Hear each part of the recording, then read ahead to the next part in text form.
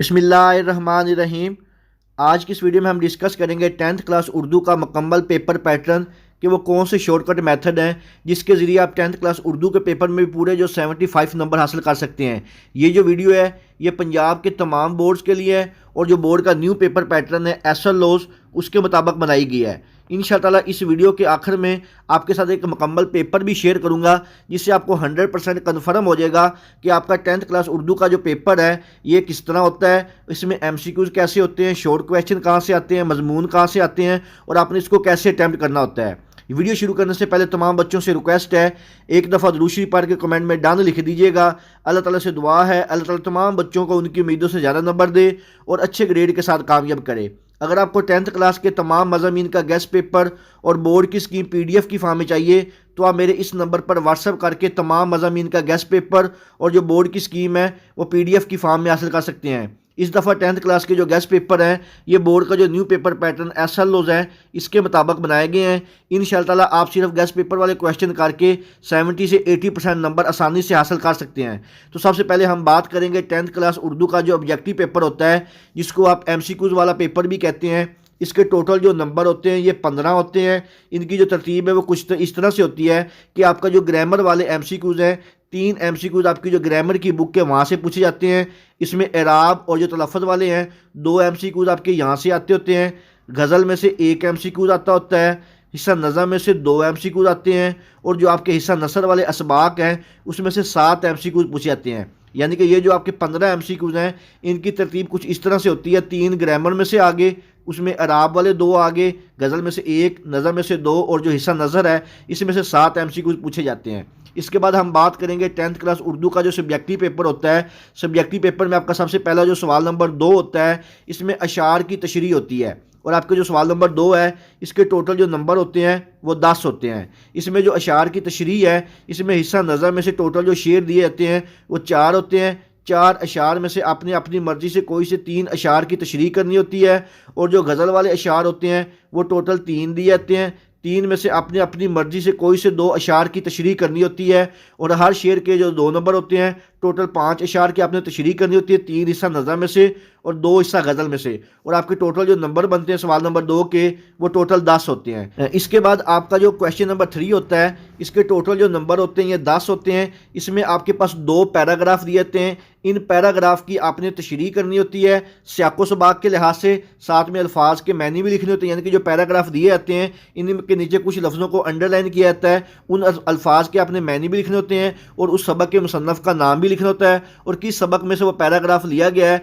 उसका नाम भी लिखना होता है। जब मैं आपके साथ पेपर शेयर करूंगा सैम्पल पेपर जो है 10th क्लास उर्दू का, वहाँ से आपको क्लियर हो जाएगा कि आपका ये क्वेश्चन नंबर 3 है ये किस तरह पूछा जाता है। इसमें क्या होता है कि पैराग्राफ की आपने तशरीह करनी होती है।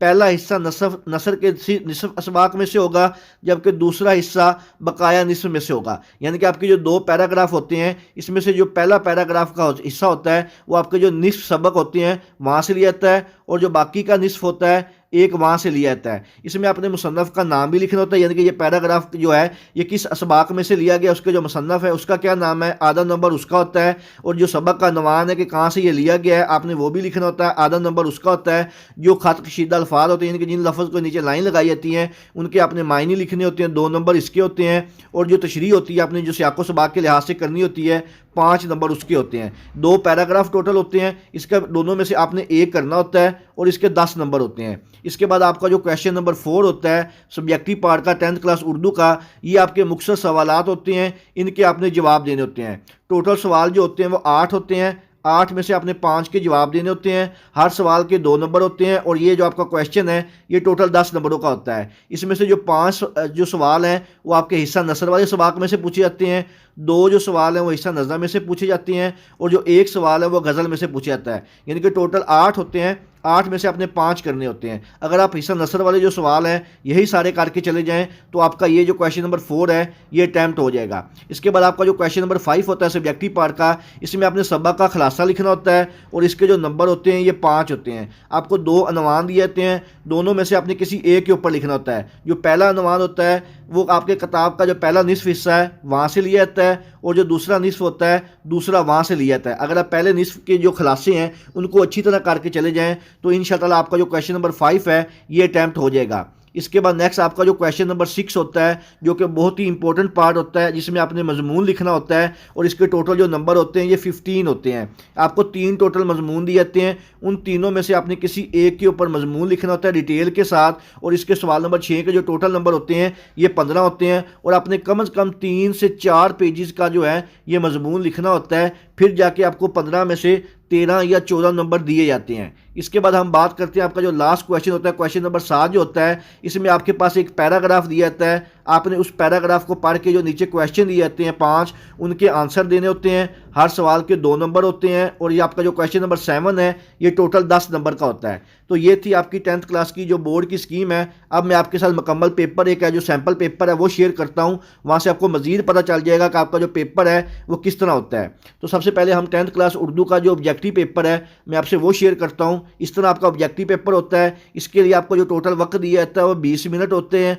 और इसके जो कुल नंबर होते हैं वो 15 होते हैं, यानी कि 20 मिनट कुल टाइम होता है, और इसके जो कुल नंबर है आपके ऑब्जेक्टिव पेपर के ये 15 नंबर का होता है। इसकी तरतीब मैंने आपको पहले ही बता दी थी कि आपके हिस्सा नसर में से कितने एमसीक्यू आते हैं, हिस्सा गज़ल में से कितने आते हैं, हिस्सा नज़म में से कितने आते हैं, और जो आपकी ग्रामर है वहाँ से कितने आते हैं, और जो अराब लगाएं या तलफ़्फ़ुज़ वाले सवाल हैं वो कितने आते हैं। ये सारा डिटेल में यहाँ पे आपको बताया गया है। इसके लिहाज से आपने तैयारी करनी है। ये 5 एमसीक्यूज हैं, ये आपकी ग्रामर में से आए हुए हैं। इसके बाद 2 गज़ल में से, नज़म में से, 1 हिस्सा गज़ल में से, और जो 7 एमसीक्यूज हैं ये आपके हिस्सा नसर में से पूछे जाते हैं। इसके बाद हम आपके साथ शेयर करते हैं आपका जो पेपर है 10th क्लास का सब्जेक्टिव पेपर, ये किस तरह का होता है। ये 10th क्लास का सब्जेक्टिव पेपर आपका बिल्कुल इस तरह का होता है। इसके कुल जो नंबर होते हैं वो 60 होते हैं, और जो सब्जेक्टिव पेपर आपका होता है इसके लिए आपको कुल वक्त जो दिया जाता है वो 2 घंटे और 10 मिनट के अंदर अंदर आपने टोटल जो सब्जेक्टिव पेपर है ये आपने हल करना होता है। जैसे कि आपको मैंने स्कीम में बताया था कि आपका जो सवाल नंबर 2 होता है ये टोटल 10 नंबर का होता है, जिसमें आपने इशार की तशरीह करनी होती है। हिस्सा नज़म जो होती है इसके आपको यहाँ पे इशार दिए गए हैं, इसमें से आपने 3 अशार की तशरीह करनी है, और जो गज़ल है इसके 2 अशार की करनी है, यानी कि टोटल 5 अशार की आपने तशरीह करनी होती है। और इसको अगर हम 2 से ज़रब दें तो ये आपका 10 नंबर का सवाल बनता है, यानी कि हर शेर के 2 नंबर होते हैं। तो ये आप देख सकते हैं यहाँ पे टोटल आपको 8 शेर अशार दिए गए हैं।